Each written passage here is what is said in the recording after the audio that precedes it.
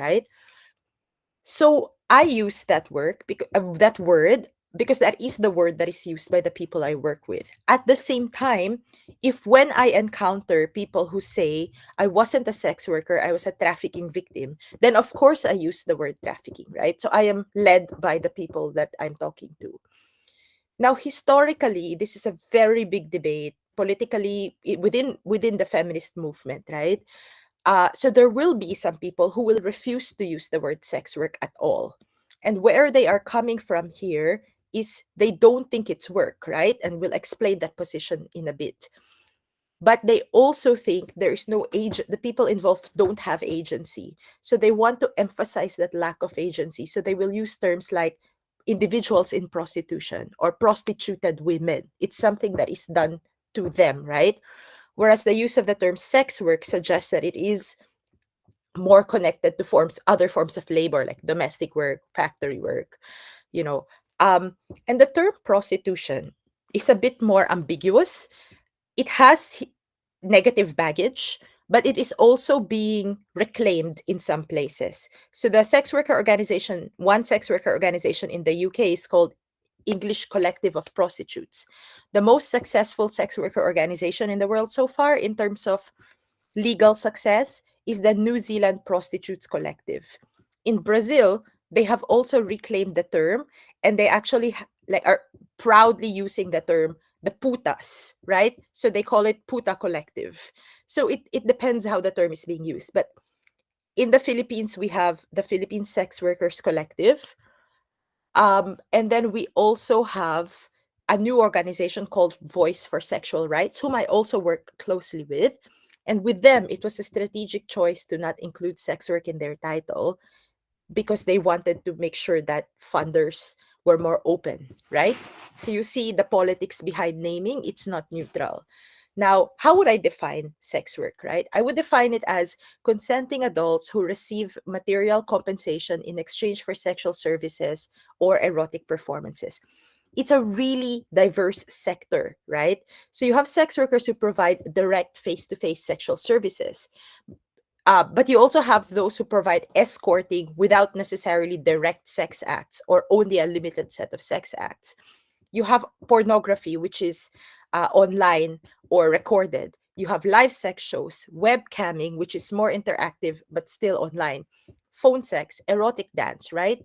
Um, some of these services are really quick and direct. Some of them are and impersonal, and some of them are more intimate, emotional, right? Like the girlfriend experience, for example, or like a weekend away with someone.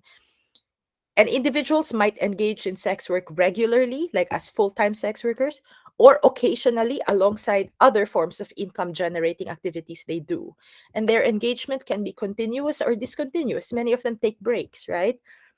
Now, in the conversation on sex work, there's a strong focus on women sex workers, and fair enough, but they're not the only ones, actually. There are emerging markets in male sex work as well, or or non-binary sex workers. When I say women here, I'm including trans women because they are women, but some people will not actually, and they might actually make a distinction, right? Um, Anyway, the conceptual boundaries of sex work, and here I just want to highlight, are somewhat blurry. So I've given you a definition, and I actually want to challenge my own definition here. One, because there are continuities between sex work and the sexualization of work outside the sex industry.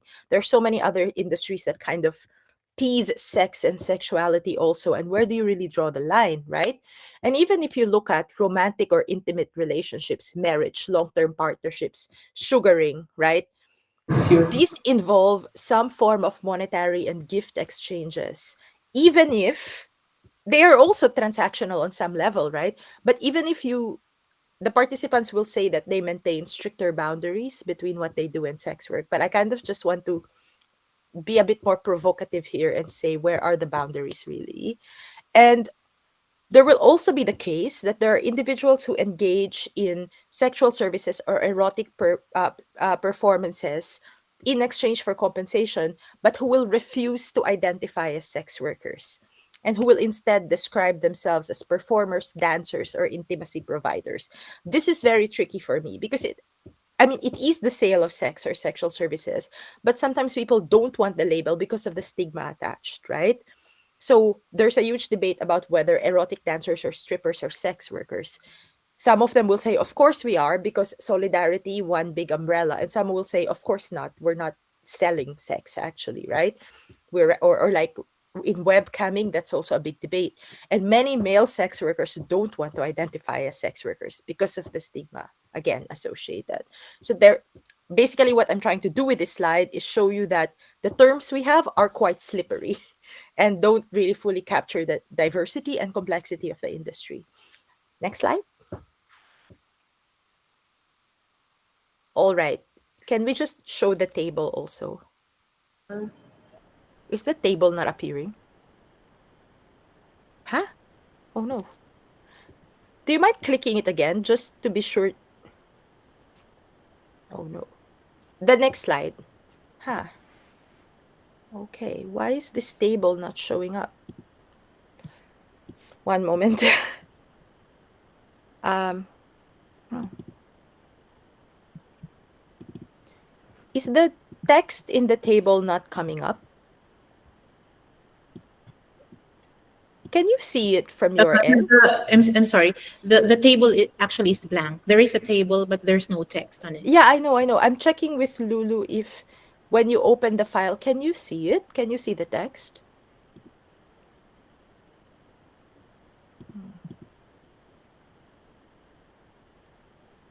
I'm trying to share it from my no.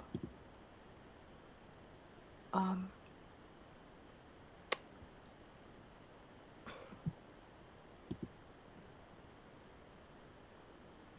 hmm. I can't seem to share it from my own side. I don't know why. So Lulu, when you're sharing it, when you open the file, is the table visible to you? You're on mute, sorry.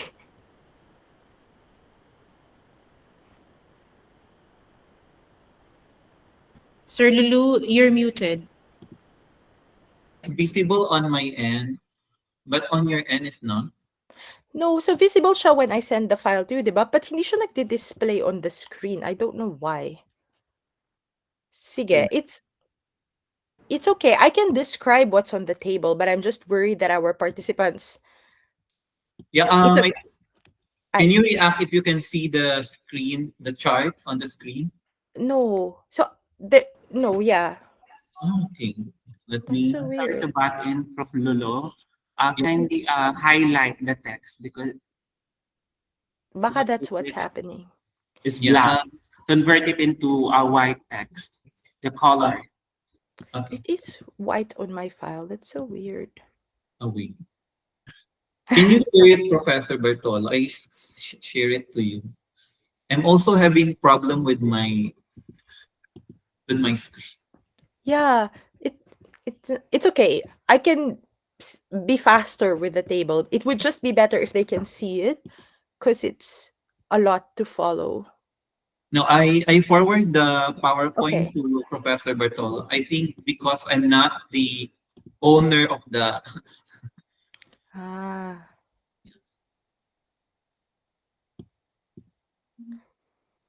Very odd. Okay, so if Sir Bartolo has it, I can start talking na muna. So what's happening in that slide, the fourth one, where we're talking about the dominant understanding of sex workers in policy and discourse, is there you go. Can we please go to the slide before that? Yes, excellent. Before that, the slide before. Thank you so much. Okay. No, the next one. The first table. There you go. Thank you. All right. So there are three ways in which sex workers are understood or are framed in policy. And these three ways sometimes overlap, right? The first common perception of sex workers is that they are criminals. They are threats to the social order, right? They are threats to public health. They spread diseases. They threaten the family. And they are seen as bad mothers and morally corrupt. So, those of you might no, you probably were not born then yet, but some of you might remember Alfredo Lim and the cleaning up the streets in Metro Manila and the shutting down of the bars because of the association of of sex with filth, right? And so if this is the starting point, that they are criminals, they are vectors of disease, I obviously don't agree with that, but I'm representing it. The policies there involve penalization, arresting, jailing them. If they are migrants, they get deported, lots of surveillance, lots of police raids and violence, right? The second frame for thinking about sex work is that they are victims without agency.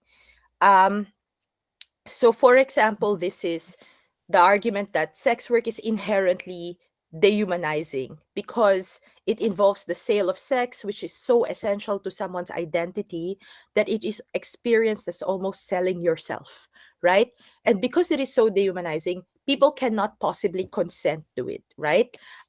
They are always coerced. Even if they say that they are consenting to it, that is not seen as a credible statement because it is seen as they are so traumatized and so damaged that they are incapable of making a decision for themselves. So economic coercion plus dehumanization. So for this particular view, they tend to distinguish sex work from any other form of work. So even if other forms of work are precarious or feminized also, or insecure or unstable like domestic work, etc., sex work is still seen as worse than that. So there's a certain exceptionalism to sex work, right? And that is how many anti-trafficking laws are constructed. They tend to construct sex work, well, prostitution, because they will not use the term sex work, as victimization. And so if this is your starting point, then the interventions will be rescuing, rehabilitation, punishing the clients and the third parties. But actually, even when you punish clients and third parties, sex workers still get caught up in that punitive approach because they still get surveillance by the police, and they can still get extorted if they don't want to give up their clients. And when sex workers are working together, they can get punished because they will be treated as facilitating or third parties for each other, right?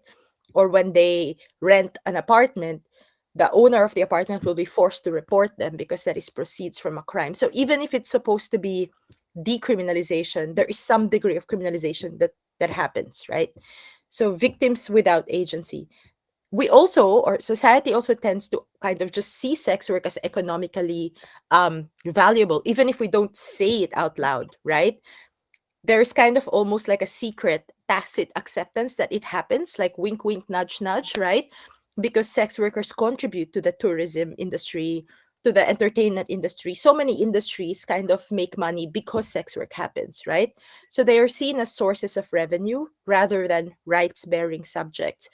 So from this position, there is like secret acceptance. You actually have health checks, which means we know it's happening. There's selective licensing, zoning, informal regulation.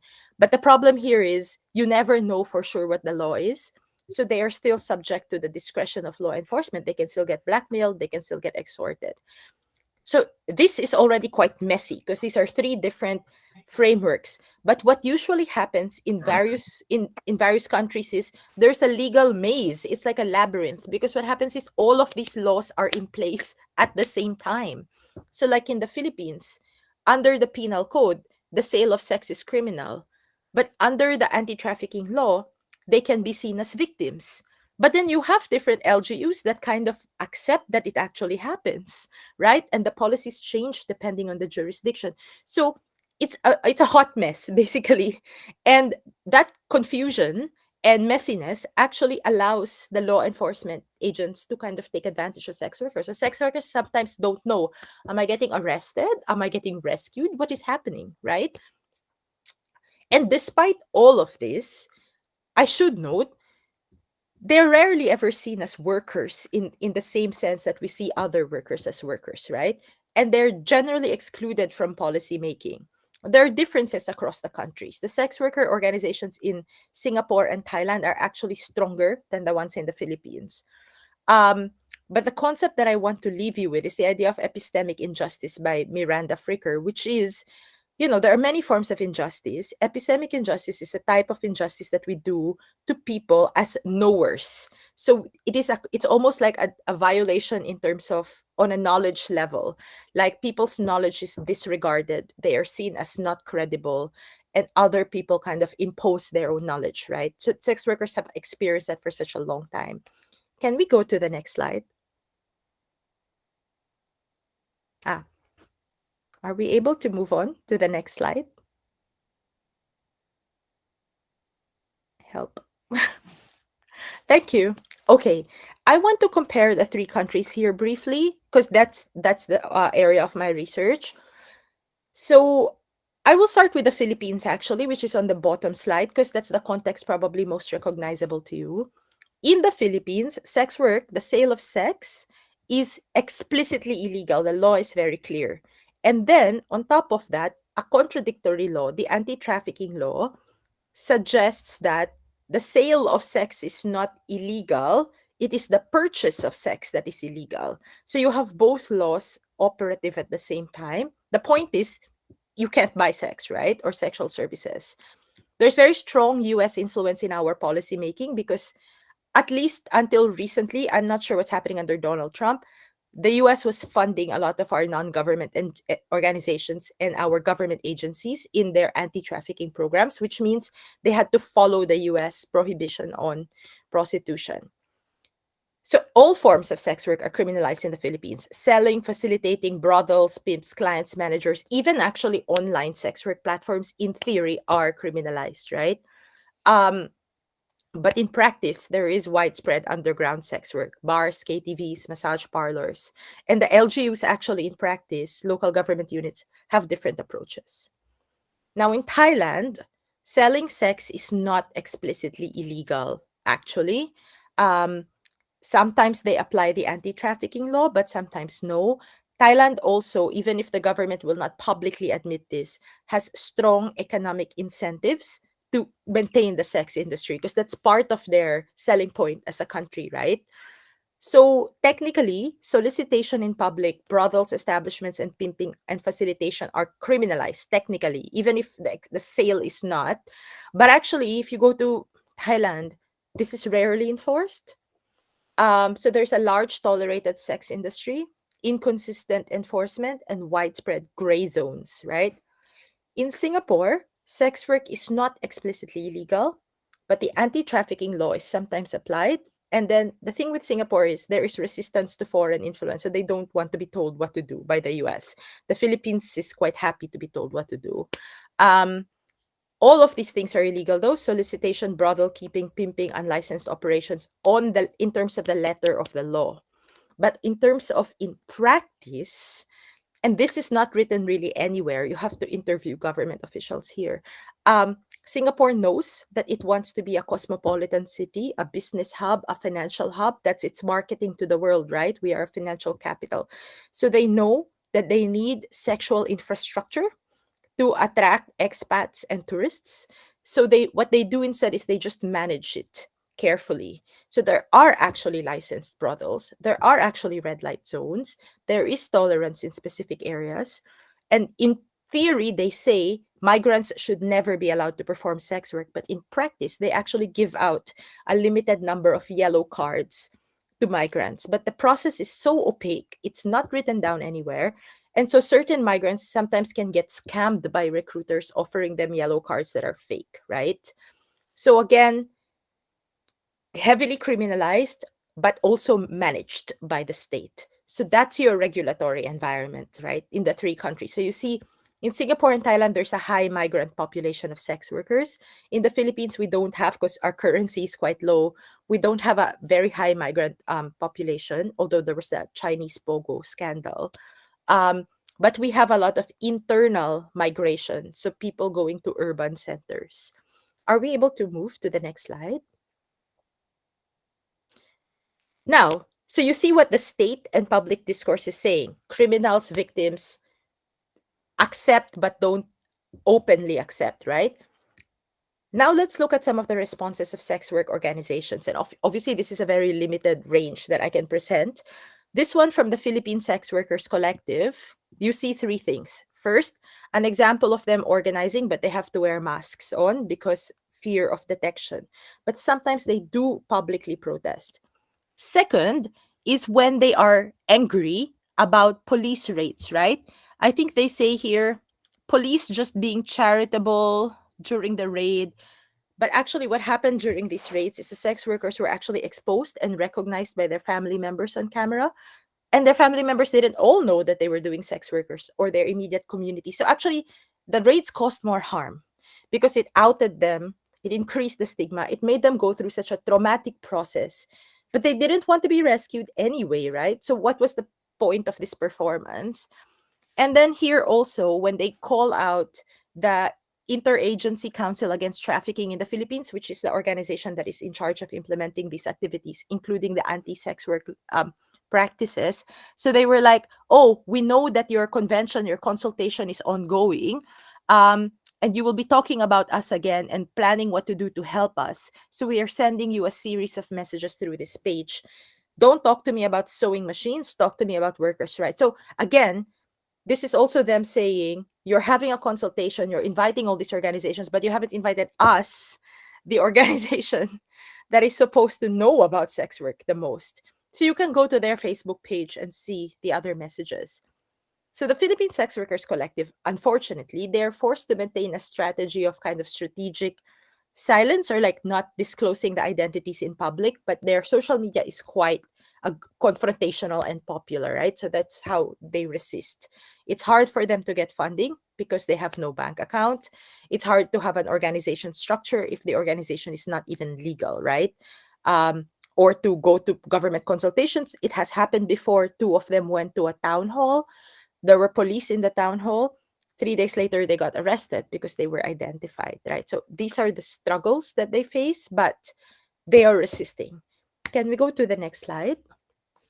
Next slide, Project X Singapore, organization run for sex workers. Very interesting strategy. So the Philippines has, whether, for despite our big issues with corruption and suppression, the Philippines still has the biggest space for civil society in Southeast Asia, right? So it is such a paradox that in a country with the biggest space for civil society, our sex worker organizations actually are the least powerful when compared to Singapore and Thailand. And my explanation for that is multiple things. The first one is turfing. So many other organizations have already taken up the strategic entry points for sex workers. So we have HIV organizations, we have women's rights groups.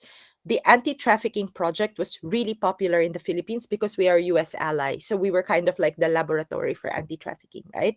So it's almost like there was no space. The sex workers were squeezed out. And we also have very powerful religious organizations. Ironically, in Singapore, which is a semi-authoritarian state, there has been more space for sex work organizations to thrive. But that's potentially also because the Singaporean government has prevented, where it can, US influence, and it also has a more managerial approach rather than moralistic approach, which but it can also be moralistic, of course, right? I'm simplifying a little bit because we don't have that much time. So what happened in Singapore is Project X, the organization that serves sex workers and has sex workers in their board of directors, they're actually an accredited NGO.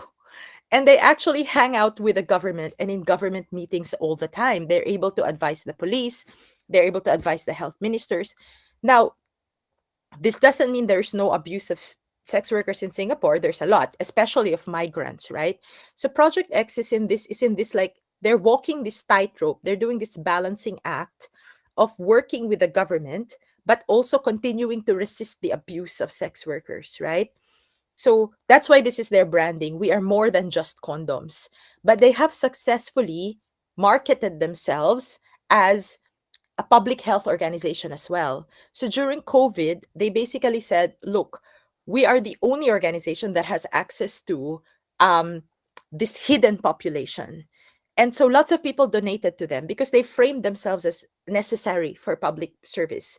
But they still fight for rights of trans people, of migrants. They have published this anthology of sex workers where they talk about sex worker stories to challenge dominant representations. They are a lot better organized and well funded than the collective. because they're a registered NGO, right? And some people might say, oh no, are you selling out? But at the same time, in Singapore, I don't see another possible strategy because it's semi authoritarian, right? So, what the collective is doing, the fighting on the Facebook pages, that would not be possible for Project X. So, what they are doing instead is, but it makes a difference, right? If you are in the room where the decisions are happening and someone, let's say a policeman is saying something derogatory about sex workers or health ministers doing that, and there's a sex worker in the room, it is so much harder for that to happen and you can push back, right? So that's what they have that the Filipino sex workers don't quite have yet. Although Voice for Sexual Rights is increasingly being invited into LGU consultations, pero selected LGUs for now. Can we go to the next slide? Thailand's sex worker organization, there are multiple. Thailand is the headquarters of the Asia Pacific Network also. But their oldest sex worker organization, Empower, whom I have so much love and respect for, is one of the oldest sex worker organizations in the world. So, and there is a sense of pride here because it allows us to say it's not just the Western sex workers that started all of this political organizing.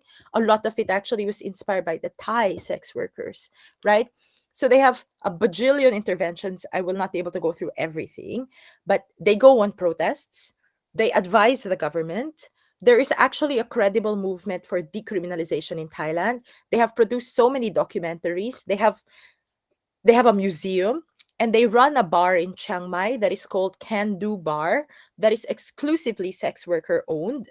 And their argument is this bar is a model for good labor practices and profit sharing. So the argument is it is possible to do sex work in a non-exploitative context when sex workers are in charge and when sex workers are in control. Can we go to the next slide? So I want to share with you some of the quotes from my interlocutors in the Philippines when I ask them about sex work, right? Many of them actually frame it as a practice of care. And that's because many of the ones I've spoken to who are street based or bar based are single parents, usually single mothers, right? So here are some examples. Why do we view migrant women as modern day heroes, but us as a social cancer? We are both trying to feed our kids. Why are our contributions invisible? And in fact, one of the projects I want to do, but I'm not an economist, is to actually quantify the economic contributions.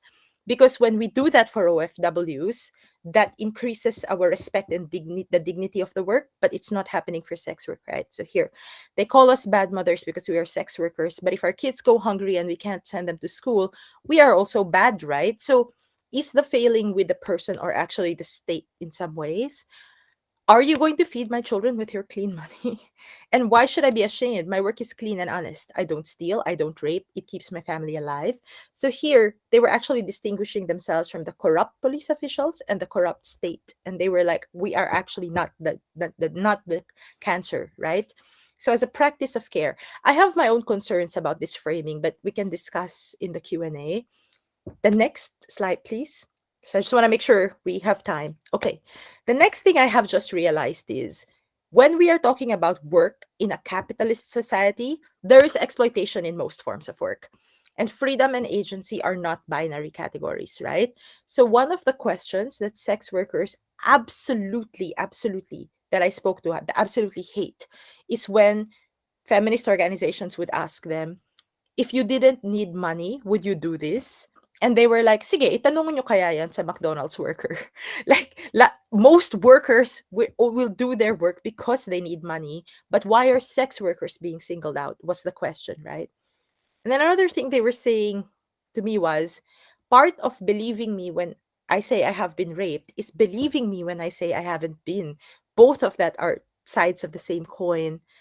Um, I will go there. I'm skipping at this point. There was another person who said to me, can you describe to me a job that would require you to provide sexual services for free? And if you don't, you might actually experience violence. And I was like, I don't know. She said it in Filipino. And then she was like, being married to an abuser. So what she was describing to me was domestic violence in the context of a heterosexual marriage And it's true, like 3 out of 10 women in marriage experience this.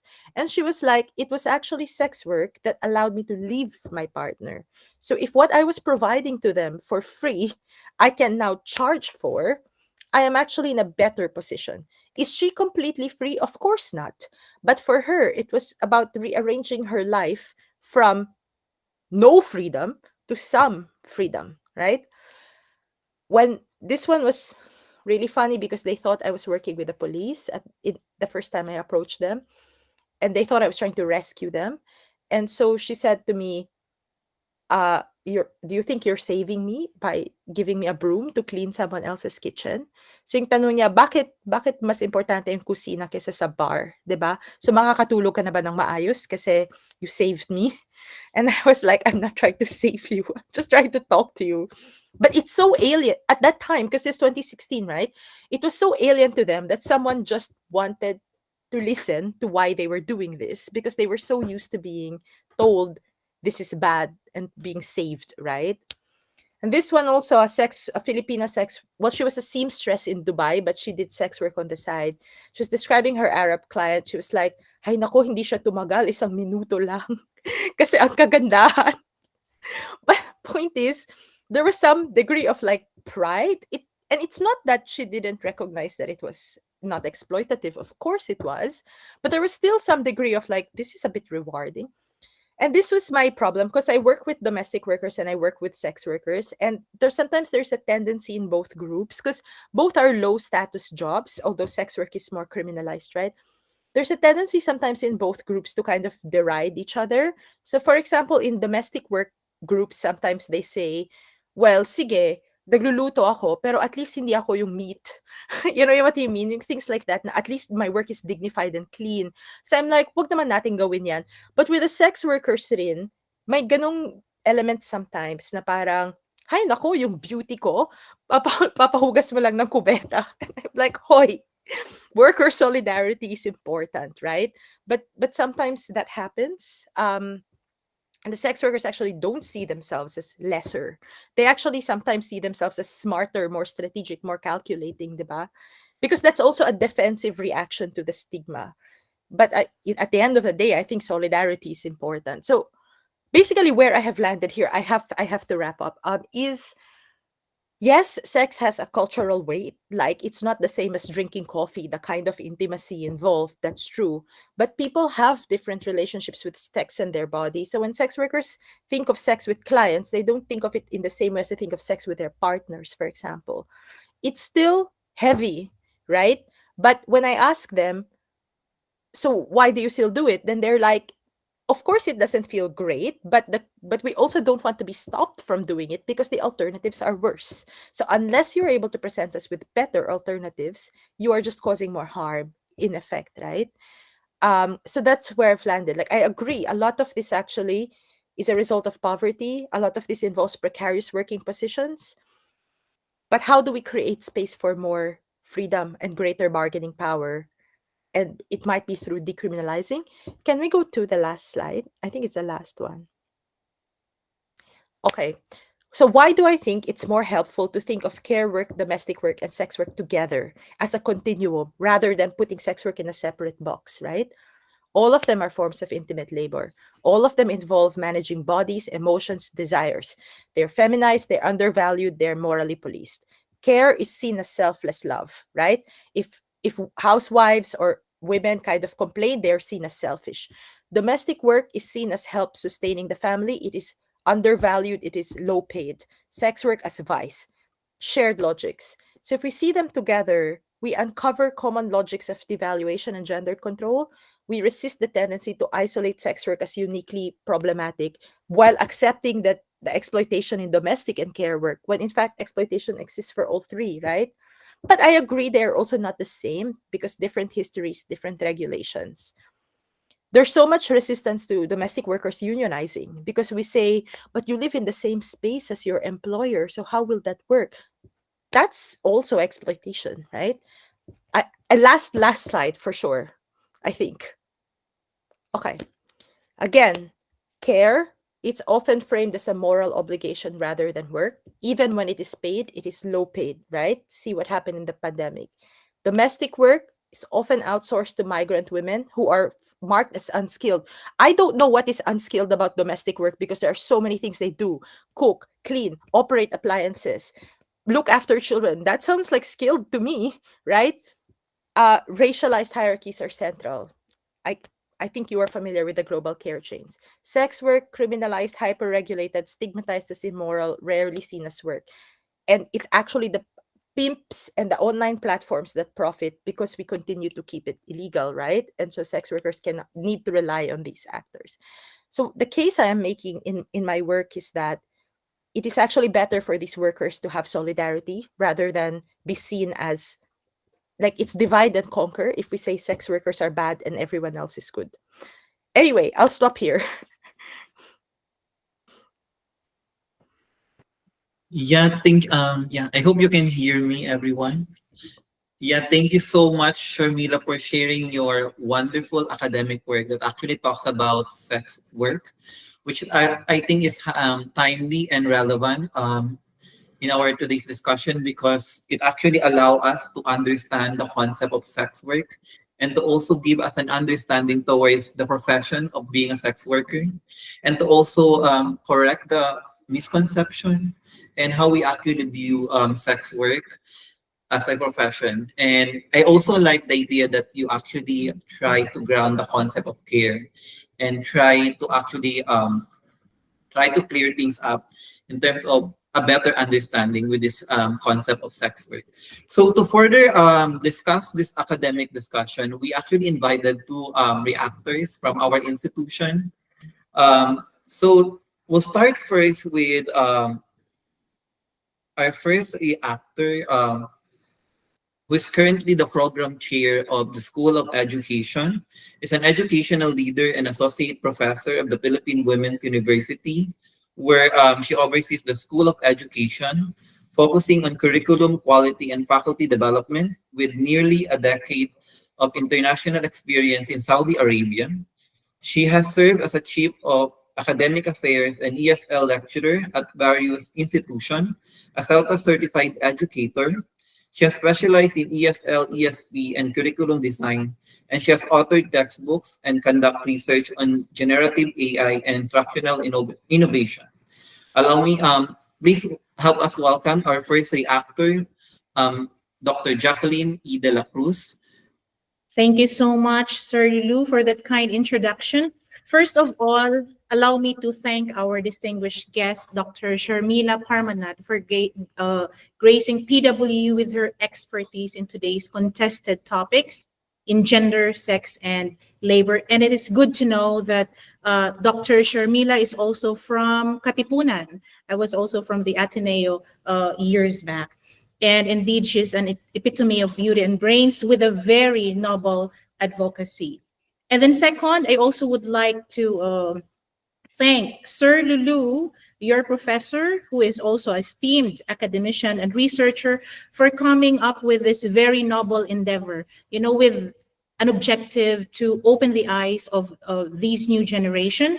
And of course, my fellow reactor, Dr. Phil or Sir Phil, who is another member of PWU. And to all our guests and students, freshman students who are, I believe, they're nursing students and med tech who are just beginning with their academic journey. So once again, I'm Dr. Jackie, and I'm going to give my reaction. But I want to begin with a short story, just a very short story. I read this somewhere. A few years back in Davao, there's this young girl named Mira who walked into a small youth center carrying only a faded backpack. And you know what? She was carrying only two things. Can you guess what they were? Anyone? You've been listening for almost an hour. I want to ask you, can you guess these two things that Mira was carrying when she walked into a small youth center? I'm going to give a Gcash if you can guess. Come on. Any wild guess from our students, patriots?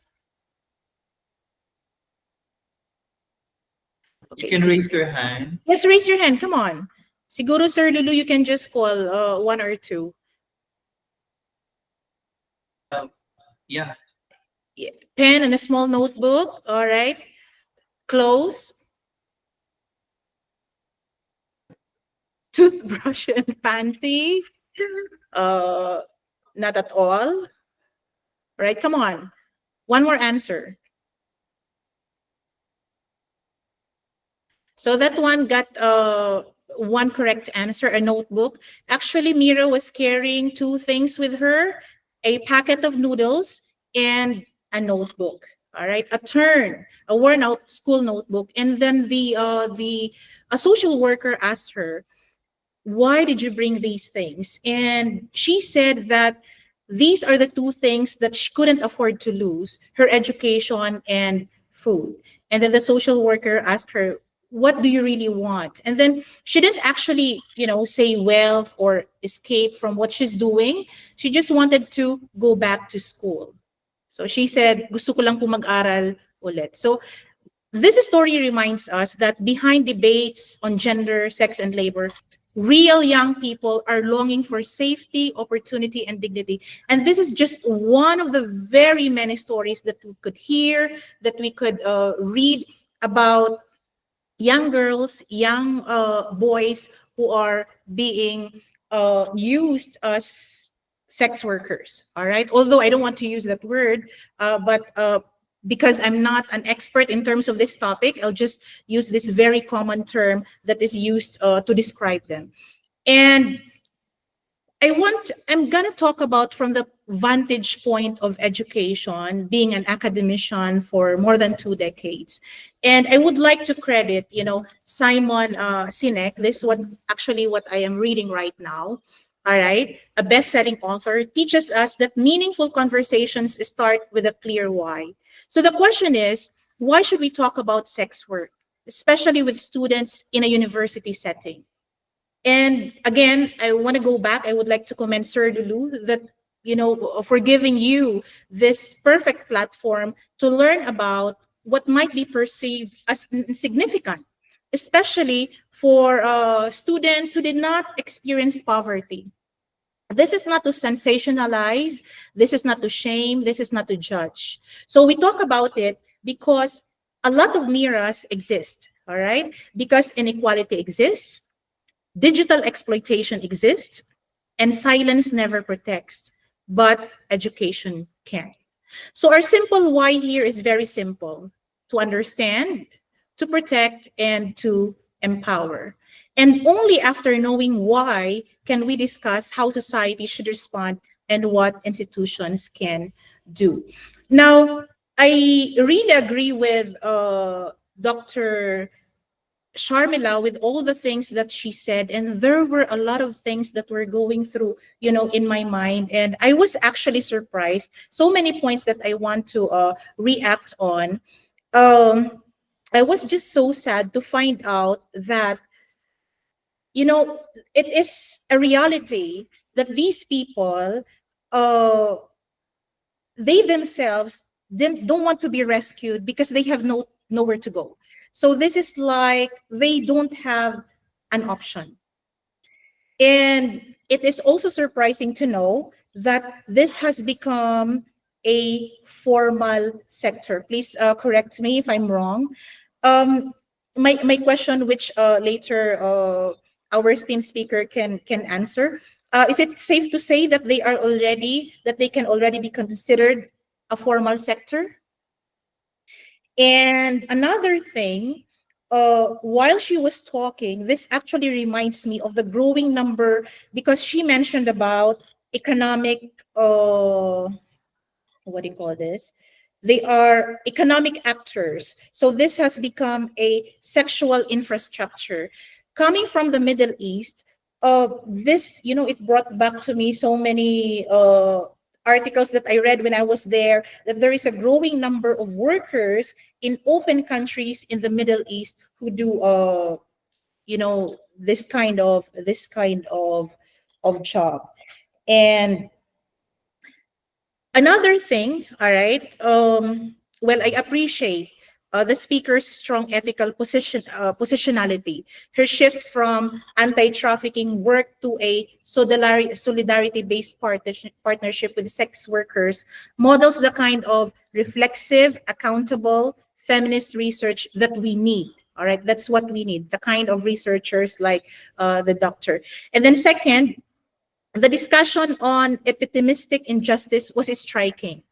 You know the quote that she mentioned about, don't talk to me about sewing machines, talk to me about workers' rights, captures how sex workers are excluded from decision making, even in consultation, supposedly about them. And hence, the representation only exposes a paradox in the Philippines.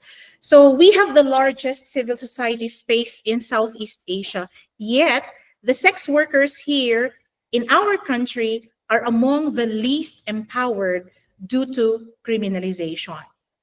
And of course, another thing, I was surprised also to find out that there is also this kind of trade in Singapore, because when we think of Singapore, it is a modern country, cosmopolitan, and you wouldn't think, and it's a financial hub, and you wouldn't think that because of this trade, it actually attracts more investors. Now, I want to talk about how education can actually uh, get into this kind of topic. So I believe that when young people stay in school, their vulnerability decreases. All right, education gives option, not desperation. So the reason why these people opt to become members of this trade, because they don't have the means, they are not educated.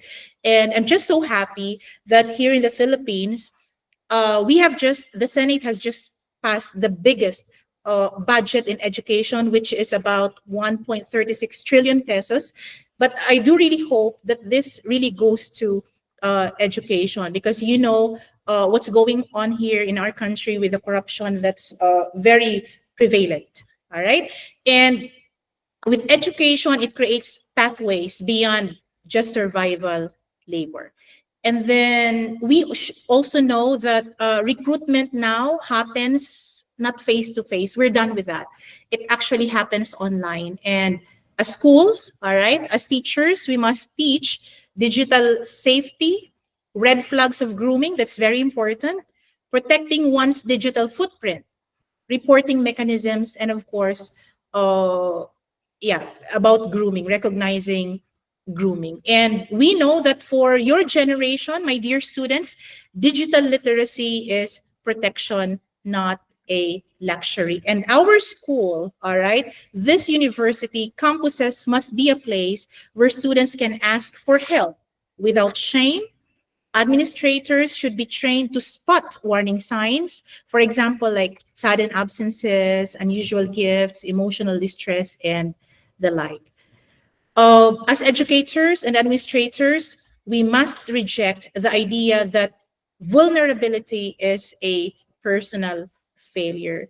And for the nursing students that we have here, in the future, you will become frontliners for vulnerable populations or sectors. So maybe in the hospitals or community clinics, you will meet survivors of sexual violence, victims of trafficking, adolescents experiencing exploitation, and individuals in crisis. So why are we talking about here?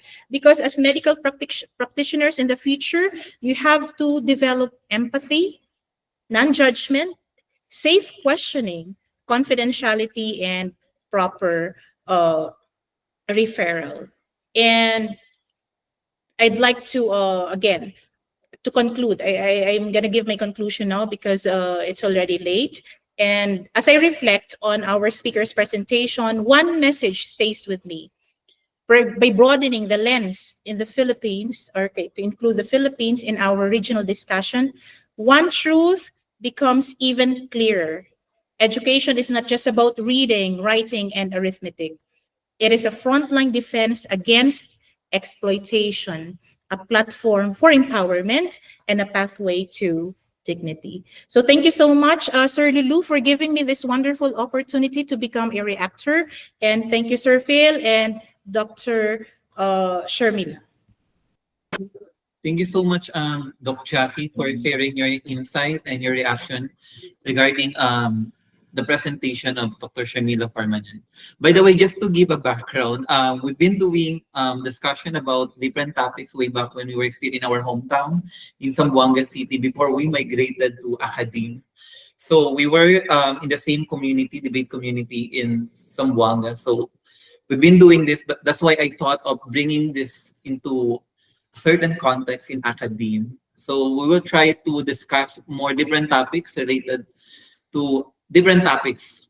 So we talk about sex work now. So maybe in the future we could talk about so many things.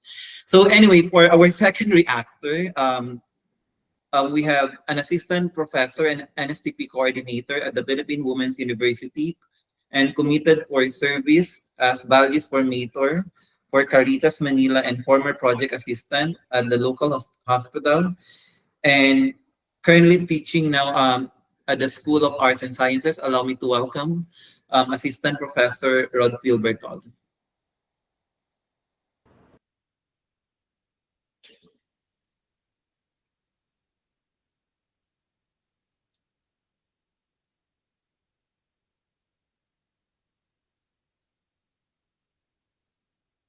Okay, good afternoon. After hearing Dr. Farmanan, a discussion a while ago, I see sex work differently. It is not just about people doing sexual things for money.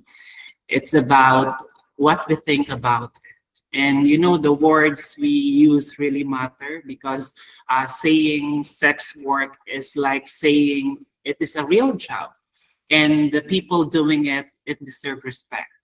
So I also learned that sex work is not one thing. There are a lot, there are a lot of different kinds, and we need to listen to the people who do it to understand.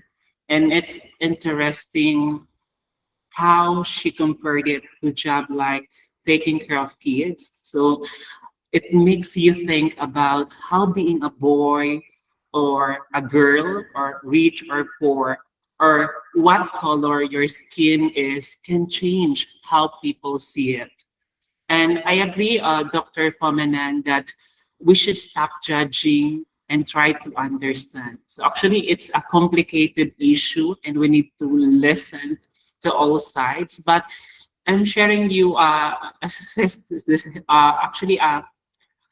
super long time ago, in places like Mesopotamia and Greece, sex work was sometimes seen as normal. It was even part of some religious stuff. Some sex workers were respected and had important job. But later, when Christianity became big, people started to think sex work was bad, and it was seen as something immoral. But even though people thought it was bad, there was still brothels or that is houses where prostitute work in cities. But when factories started popping up, like we call that industrial revolution, cities grow really fast and more people wanted sex work, and that's when things started to look like the sex work industry we know today. So people also started trying to control or regulate it. But in 1880s, women, or we call it a feminist, started fighting for the rights of sex workers. And they said that sex workers should not be treated badly and should have the same right as everyone else. Now, with the internet, sex work has changed a lot, and there are new ways to do it, diba? But there are also new problems. It can be hard to stay safe and many people still look down on sex workers. So there are good and bad things about sex work because some people say it helps people make money and have control over their lives, and other people will say it's dangerous and that sex workers can be easily hurt or taken advantage of, diba? But some people think that sex work should be allowed because everyone should be able to make their own choices. And different countries have different rules about sex work. And some says it's okay to sell sex, but do not buy it. And other people think it's wrong to stop someone from doing sex work because it's their body and their choice. So some countries actually, like Germany, say that sex work is legal, but in other places, like in United States, it's against the law. Some places make it illegal to buy sex because they want to stop people from wanting it. In Southeast Asia, there's a lot of sex work, even though it's against the law in most countries, but people do not always follow the laws, diba? Alam niyo naman yan. And sometimes police officers are not honest because sex work is illegal. It can be dangerous for the people doing it. But in Miss Dr. Pamanan mentioned a while ago, in Thailand, sex work is not legal, but people do it anyway because of tourists or it's part of dishonest people. In Cambodia, the police used to treat sex workers badly, but now they are thinking about changing the laws. But here in the Philippines, sex work is again the law, but it still happens secretly. Diba?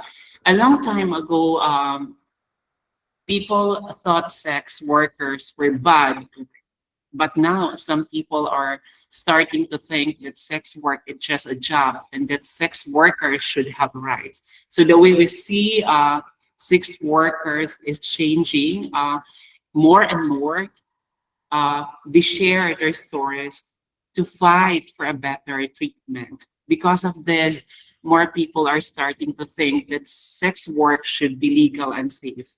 And furthermore, when other countries came to the Philippines, Spanish and American colonial periods, they brought bad stuff with them and they made sex work more common. Sometimes these foreign powers even help it happen for their own reasons. The American government did some things that supported sex work. Also, the Japanese military used women as a comfort women, which was a terrible form of sex slavery during those times. And later on, money problems in the Philippines made sex even more common. And people, here in the Philippines, people were poor, and the government focused on sending people to work in other countries. And this lead something prostitution where people did sex work to pay for school. And when the internet became popular, sex work changed again, and people started doing it online.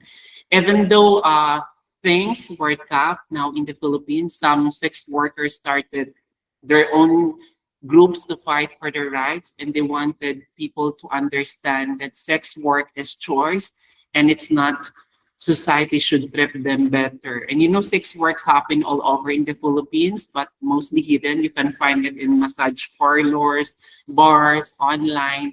And the laws in the Philippines says that sex work is not allowed, but even though it's against the law, it still happens.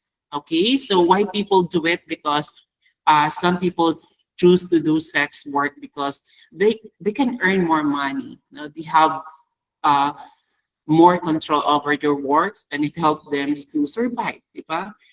What many Filipinos are Catholic and a strong beliefs against sex work, but they often judge the women who do it. So some people think that if sex work legal, things should be better, and sex work could avoid chill time, uh, get health care, have legal protection. They can report crimes without being afraid, and the government could keep a better eye on things to stop trafficking. So the most important thing is to keep sex workers safe and healthy. We need to listen to their stories, understand what they go through, because more and more we're seeing students getting involved in sex work. According to my research in London, a study in London found that many students knew about other students doing sex work, and they thought it was understandable because of money problems. In relation to the Philippines, a study in the Philippines showed that when the COVID-19 pandemic made things hard, some students torn into sex work to pay for school. And you know, most of you are familiar about Akyat Barko. Okay, so uh, there's some that's we call this Akyat Barko in the Philippines. You know, is when sex workers go onto the ships in seaports to offer services to the crew, and it's really dangerous, and it shows how hard it is to for some women to make money, you know. And you know, the US military has had problems with sex work around its bases in the Philippines, and some soldiers have been caught hiring sex workers. So this has caused a lot of issues and shows how poverty and other problems can lead to exploitation. So even though it is against the law, sex work is really common in the Philippines. There are many people involved. It happens different places. Poverty and other issues make it worse nowadays. And there are many problems with sex work in the Philippines. Sex workers can get raped. I hope you're familiar in Subic. They can get diseases. They can be treated badly.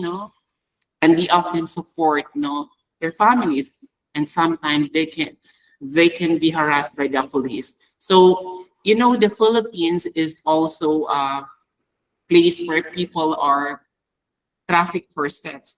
So ibig sabihin, they are forced to sex work, and Filipino workers, yung mga native people natin and people who have lost their homes are especially at risk.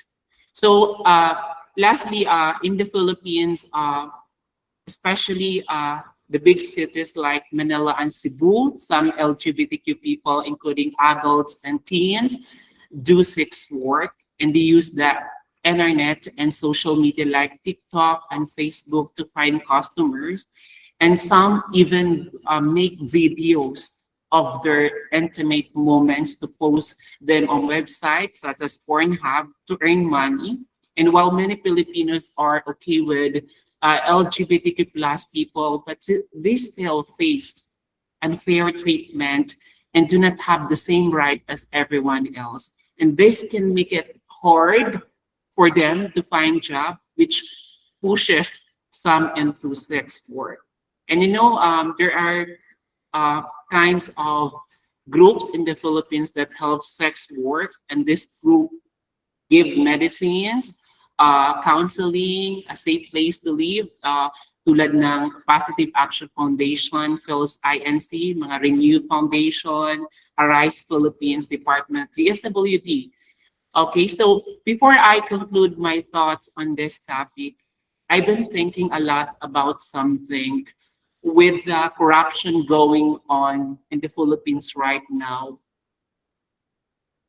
how we can really help the sex workers feel like they are stuck,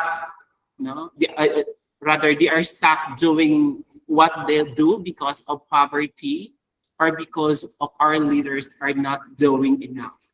And since prostitution seems to be something that always going to be around, should we maybe start thinking about it as a real job, a profession? What do you think? Thank you. Thank you so much, Assistant Professor Bertolo, for sharing your insights and giving reaction regarding the presentation of Dr. Sharmila Parmanand. So I actually enjoyed the discussion, and I'd like to also to share my appreciation to Sharms for actually accepting the invites.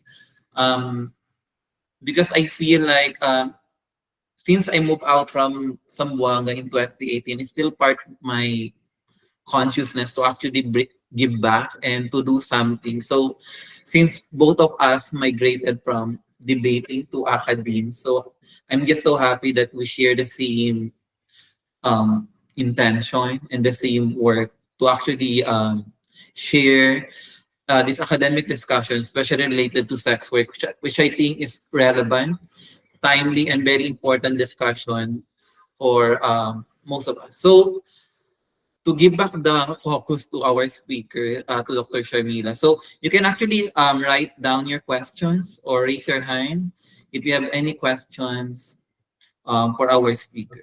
Yes, Sir Lulu, I have a question. Hi, Dr. Sharmila. Good afternoon once again. Yeah, I'm just curious if the focus of our talk this afternoon is only for female workers. Well, that's a really good question. In my work, I have focused quite a bit on women workers. Um, but and so in this talk, a lot of it has been on women sex workers as well. But I also do want to highlight that there is a significant number and growing number of male sex workers, but they seem to be invisible. They aren't really portrayed as victims in the same way that women sex workers are, but actually there has been an increase in the raids and sting operations that they have experienced as well. um and there is some work on this, but less so.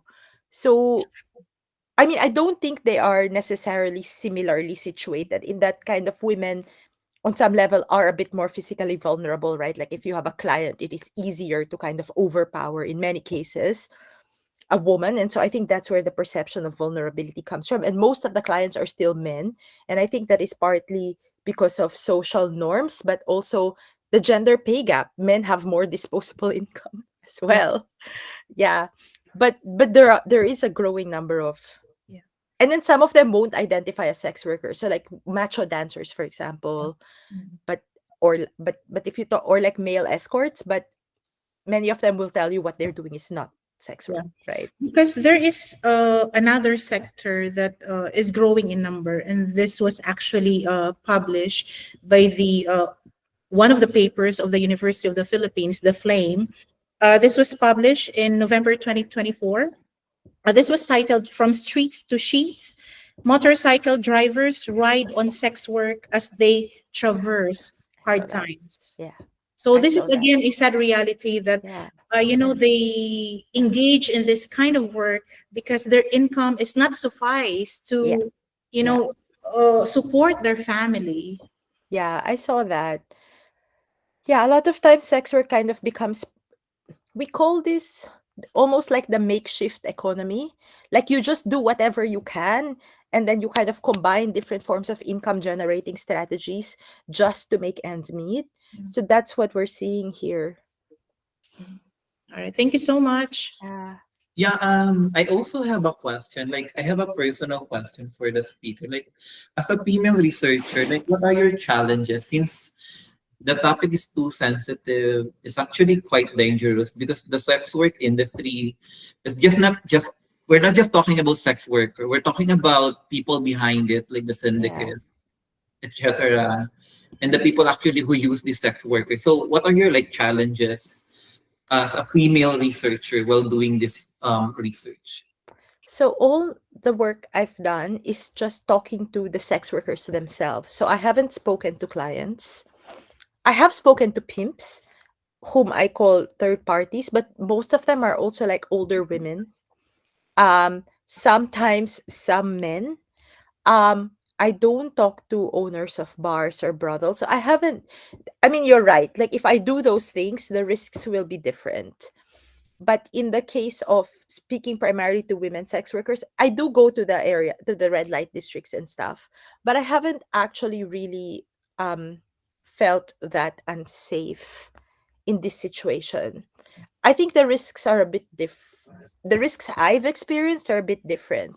One is there is these stories are not easy to hear. because you are hearing about stories of people being abused by partners. There's so much abuse by the police in particular. And if I ask sex workers whom what they fear the most, it's not the clients, it's the police. And they will tell you stories of how they were kind of, I don't want to repeat too much of it, but like raped in detention or taken advantage of. And you kind of carry that weight, and you're never really fully prepared for what you hear on the field. And you want to be sympathetic, you still want to maintain your independence as a researcher. But there have been times when I broke that, and I stopped the interview to intervene, because there was a participant who was, I think, partly internalizing the stigma and the shame. So she started like calling her, she was saying, iniwan siya ng asawa niya, and she was like, kasalanan ko naman, madumi akong babae. And then, she was like crying. And I was like, what is my feminist like, it is not possible in this case to kind of stay silent, right? So I kind of had to break the conversation and say, there's no such thing as maduming babae on account of your work. Like, no one in this room is actually judging you, right? So the lines between activism and scholarship also are quite hard to navigate sometimes in these situations. And the other thing I can share now in this space is, sometimes you just choose not to publish certain things because it might put them at risk. So during the height of the drug war, that's when I was actually really nervous, because maraming sex workers na target ng drug war because of this link between sex work and drugs, right? Or this belief that their clients are doing drugs or that they are selling drugs. And maraming sex workers na namatay actually during the drug war, but we don't hear about it because their families don't want to make an issue of it because they're afraid of the police, or they're afraid na mabubunyag na sex worker yung anak nila. And so, kind of, I didn't really talk much about that because I didn't want to draw more attention to them and turn them into a target. So, yung mga ganong choices. Thank you so much, Sharmila, for sharing that. We have one question from one of our students. The question is, I'm trying Yeah. to read it. I saw the question from Christiana, right? So this Yeah. was the quote that I didn't have time to explain. So, to be very clear, sex workers are vulnerable to all sorts of abuse and violence. I think, and many of them think, that part of that vulnerability is actually because of the criminalization that forces them to depend on managers and bars, because these are the organizations that usually bargain with the police and protect them from abusive clients, right? If this criminalization was lifted, they have more freedom to operate independently. But and trans sex workers, so there are many trans women in the sex work community. Why is that? Because of job discrimination everywhere else. And in many cases, their families disown them, right? So that makes them even more vulnerable. So that kind of partly explains why. So this trans woman that I am talking to, but they also tend to be more highly targeted by abusive clients. We've seen that in some cases. But this trans woman that I was speaking to, I asked her about her experience of sex work, and she said to me that certain clients, no questions asked, they treat her like a woman, you know? And therefore, it allows her to feel validated more as a woman, because that is how the fantasy plays out in the context of the interaction with the client, versus outside sex work, where she is constantly misgendered or not respected. So it was actually affirming for her. The other thing is, she was able to use the money that she earned from sex work to pay for gender assignment surgery. So in her mind, sex work was actually contributing to her broader project of redoing her gender, right? Rather than harming it. And I thought that was interesting. It's a very material issue of like earning the money for it, and but also on the experience level. Now, what would I say to that as a feminist? I say it is incredibly important to listen to how people kind of experience these interactions. which is not to say all trans women experience it this way, because there will also be trans women who will tell you that the abuse in sex work is terrible, right? Um, so this was just to me striking because I never had thought of it that way before. So we have one last question before we end. Yeah, I think Trisha had a question at the start. Like, I think it was the yeah. second message. Let me just check.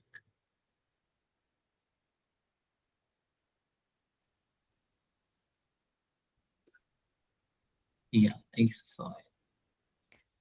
Um, Would you be able to share stories or perspectives from sex workers you have talked to, and as to what keeps them persisting, or what where they draw from in fighting for their rights despite doing so in in an incredibly conservative and repressive environment like Philippines? Like, what made them continue to do sex work despite the culture, the environment, and the concept of religion in the Philippines? Hi, sorry. I'm Trisha. I'm not a PWU student, so but thank you for this. I just wanted to clarify the question is not so much why they do sex work, but in terms of how they persist and be steadfast in fighting for their rights, given just what seems to be an insurmountable environment. Thank you. i- it's really hard because in the early years for the Philippine Sex Workers Collective, they had no funding. They were doing all of this activist labor out of their own pockets. And to be honest, sobrang taas ng turnover in the organization kasi people burn out, people and the COVID, people burn out, people have kids, they have to like do other things, right? Um, During COVID, the organization almost got decimated because several sex workers were actually left unhoused. And they have not recovered from that actually. But those who do persist, right? Part of the persistence is they feel in some ways um it's they feel that they have been misrepresented aggressively by other women's organizations, and so this is kind of, we need to challenge that narrative like as a matter of dignity. Some of them are doing it out of protectiveness towards younger sex workers, because sometimes, like in the same way you see intergenerationality with domestic work, it sometimes happens with sex work as well, so their granddaughters or their daughters. So there's some element of we need to leave them with a better world, I suppose. um so a lot of it is, I think they accept that they're not going to see the gains in their lifetime, to be honest. um there have been some gains, especially in the public health space. So the sex workers living with HIV, they have entry points because we have organizations that focus on this, right? And they are being incorporated into these organizations. Obviously, if you ask me, not fast enough, um, and not enough, but it's happening. So that is one motivation: access to healthcare and improving the healthcare infrastructure. Another motivation is they some of them are able to apply for grants, especially VSR. So there might be some sustainability planning there. But I also am concerned because the grants kind of don't focus on rights. They focus just on neutral topics like health. And the others kind of are just doing it out of really, I think, wanting to see a better world. Yeah, thank you so much, Ms. Tricia, for sharing that question. So can we have one last question? Yeah, yeah, Miss Risha Karabakan. Hi, good afternoon. I'm not sure if this was discussed, but I want to ask if the sex workers were provided or able to access medical healthcare assistance for syempre in their nature of work po. Um, yes, so I actually was a research consultant for a study on healthcare needs. So the first thing I'm going to say is the biggest thing that they said they wish they had more access to but didn't have any access to was mental health provision. In the few moments that some of them were able to access counseling, the counselors were very judgmental and basically just said, you should exit your job because that's where the stress is coming from. I don't think the problem is inherently sex work. The problem is the stigma around sex work, but this locates the problem in the person, right? So mental health provision, nothing. They think that's really important. Next, we do have social hygiene clinics, although in terms of how well stocked they are, it's not the same. So some social hygiene clinics don't have some provisions, others have. Yung preference ng sex workers is actually mobile clinics. Yung pupuntahan sila where they are and to run the STD tests and provide them other things, because social hygiene clinics sometimes close early in the day, but then they are asleep during the day and they're working at night, right? So they actually prefer clinics that are open later or that are mobile. Some social hygiene clinics are great, but others not so much. Sometimes they still experience judgment from the staff. Like people will say things like, oh, andito na naman kayo, ay malamang mangyayari yan because of your job. So there needs to be more training on that front. There needs to be more availability. Those who have cards, like the pink slips or something, who work with bars and brothels, they have mandatory checkups. It's really the freelance sex workers who struggle, the street-based ones, the ones who are most vulnerable. Um, and then what else did they say? Um, the other thing I was saying to them is I don't think many of them realize that they should register for a PhilHealth card because that makes them eligible for services in public hospitals. So part of the campaign is really to just get them to register. Uh, and then the question of abortion is also difficult because some of them have needed this, but it's not really available. Um, so it's a lot of the health needs are unmet, but the social hygiene clinic model is very, very promising also. Kaya lang nagka-cut back now on the mobile clinics. So that's an issue for them. Okay, thank you so much, Dr. Sharmila. Can we have one last question from Dr. Rihang? Oh, lessons from England. To be honest, I don't think England is any better. I think the UK is actually doing such a bad job of dealing with this question, and they are thinking of adopting the criminalization of the sale of sex. They are deporting a lot of migrant workers. So the problem with the UK is there is no distinction between police, law enforcement, border control, and social work, police, rescue. So a lot of times, the operation is justified as rescue or anti-trafficking or anti-modern slavery. But when they see the women, many times the women end up getting deported as, so it's almost like the excuse is anti-trafficking, but it's really anti-immigration at the end of the day, because you have women from Thailand, from Romania, from Poland who come to the UK to do sex work, right? So I think the UK state is doing a really bad job, but the UK sex worker organizations are doing quite a good job. So some of the things that the sex worker organizations do, okay, is their advocacy campaigns. They really work closely with students and researchers to challenge the government. So they submit evidence to parliament. They release their own research reports. They have sex worker breakfasts where they just gather and discuss with sex workers. They offer free English lessons to migrant sex workers. They maintain a client blacklist, so they share information on bad clients and kind of circulate that among all sex workers.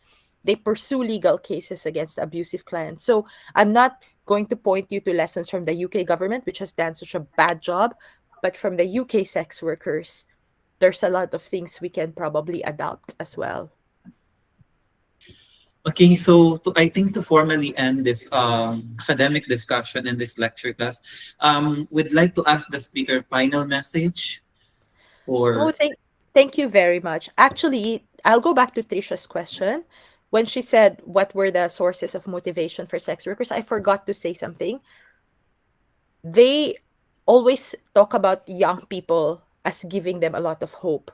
When we started this project, when I started this research in 2015, this would not have been possible. I would not have been invited to speak to university students about sex work. The public opinion was so much against even considering it as work, right? But we worked together in our project, we publicized it. Increasingly, I am seeing that the media coverage is shifting. 10 years ago, you would not see the word sex work that much in our media coverage. They would say prostitution or trafficking. Sex workers don't get interviewed, they're not part of academic research. Today, they receive so many requests from student researchers, and the terminology is shifting, the way we talk about them is shifting. And they always say to me that even if it feels hopeless, when they look at younger scholars, they feel hope. So that was, I guess, the message that there is a generational shift here.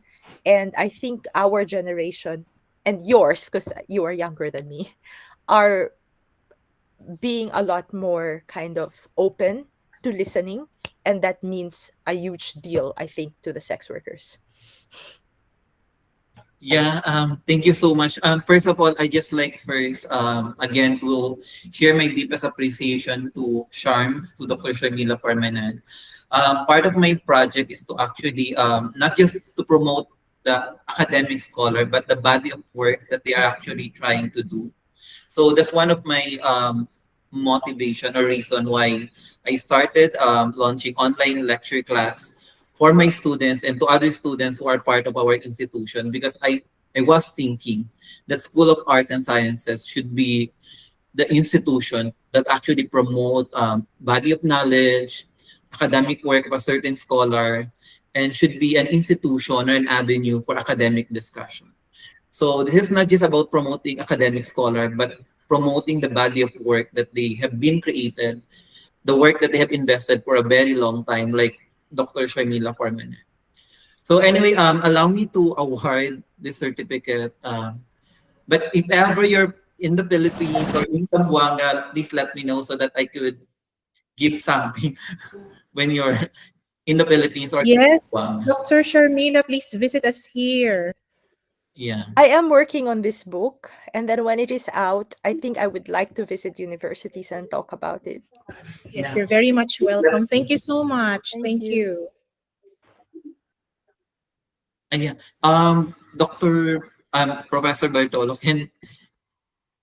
may I allow to share the certificate? Yeah.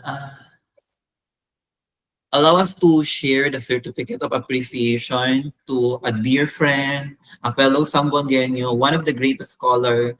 And just to let you know, I always call her the queen of Philippine debate, Dr. Sharmila Parmanand. So, for serving as the guest speaker during the online lecture held on December 5, 2025, via Google Meet with lecture titled Contestations of Gender, Sex, and Labor in Conversations on Sex Work, for your valuable insights and expertise have greatly contributed to the enrichment of our students' knowledge and understanding, not just the indigenous right, but also the global academic discussion. Allow us to present the certificate of appreciation to I think, one of the brightest scholar from Zamboanga and from the Philippines, Dr. Sharmila Parmanand.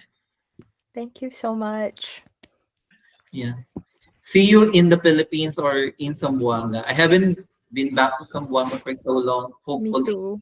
we can do a Yeah. project going back to our hometown. Maraming salamat for those who Salamat. participated um, our academic discussion.